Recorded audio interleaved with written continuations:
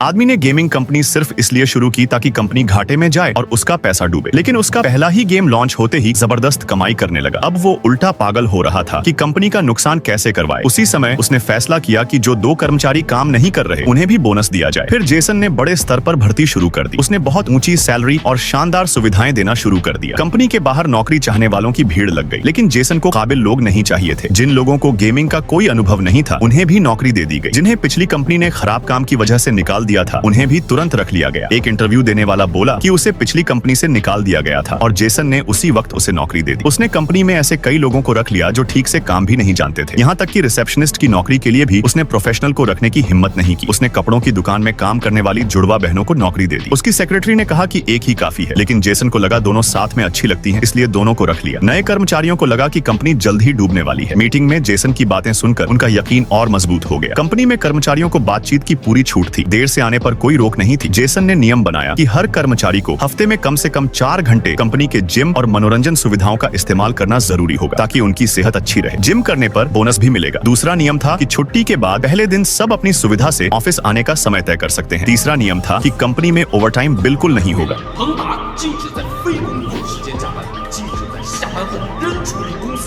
ये सब सुनकर कर्मचारियों को लगा कि उनका बॉस थोड़ा अजीब है। शाम होते ही जेसन खुद खड़ा होकर देखता कि सब कर्मचारी समय पर ऑफिस से निकल जाए, लेकिन उल्टा हुआ। इतनी अच्छी सुविधाओं से कर्मचारियों का काम करने का उत्साह बढ़ गया। उन्होंने जल्दी ही एक नया गेम बना डाला। ये देखकर जेसन घबरा गया। उसने कहा कि सब लोग इस प्रोजेक्ट पर बहुत ज्यादा मेहनत कर रहे हैं। उसने सुझाव दिया कि सब लोग टीम बिल्डिंग के लिए मालदीव चले, लेकिन ये साफ लग रहा था कि वो सिर्फ काम रुकवाना चाहता है, इसलिए ये मंजूर नहीं हुआ। तब जेसन ने कहा कि सबको दूसरी कंपनियों में जाकर सीखना चाहिए और उसने कर्मचारियों के लिए कई पेड लर्निंग ट्रिप शुरू कर दी। आखिरी ट्रिप उन्हें इंडस्ट्री की एक मशहूर गेमिंग कंपनी में ले गई। वहाँ के बॉस को लगा कि नया कर्मचारी बहुत ज्यादा सुझाव दे रहा है, इसलिए उसने उसे जेसन की देखभाल करने को कह दिया। उस कर्मचारी ने उनकी काम करने की हालत देखकर हैरानी महसूस की, लेकिन जेसन की नजर से दूर एक कर्मचारी चुपचाप बहुत मेहनत कर रहा था। जेसन को इस बात की बिल्कुल खबर नहीं थी। समुद्र किनारे बाकी कर्मचारियों को मस्ती करते देख जेसन बेहद खुश था। उसे पूरा यकीन था कि इस बार कंपनी जरूर घाटे में जाएगी।